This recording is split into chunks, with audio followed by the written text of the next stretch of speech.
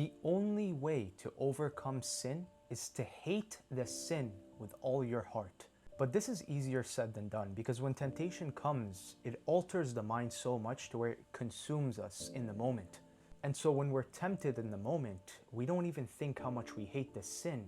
We just think about the pleasure that it gives us. So the next time you fall into your bad habits, I don't want you to shame yourself. That's actually one of the worst things you can do.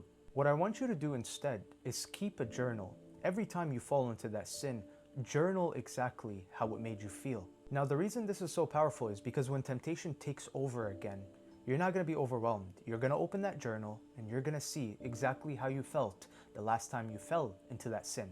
Now, another powerful way to overcome that sin is by talking to someone.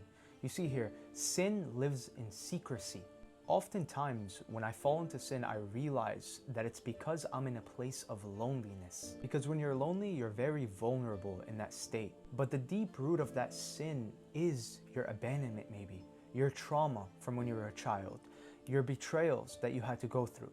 And so when you're in that state of loneliness, what ends up happening is those emotions come back. And now your mind is tricked into thinking that this outlet or sin you're going to indulge in is going to bring you fulfillment. And then what happens when you do indulge?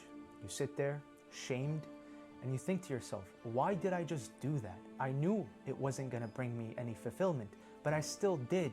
Because in the moment, we're overwhelmed by all these emotions. And so then when we don't have anyone to talk to about these things, we end up giving in. So again, these are the two ways that you're going to overcome sin. You're gonna remind yourself each time how much you hate that sin by writing it down.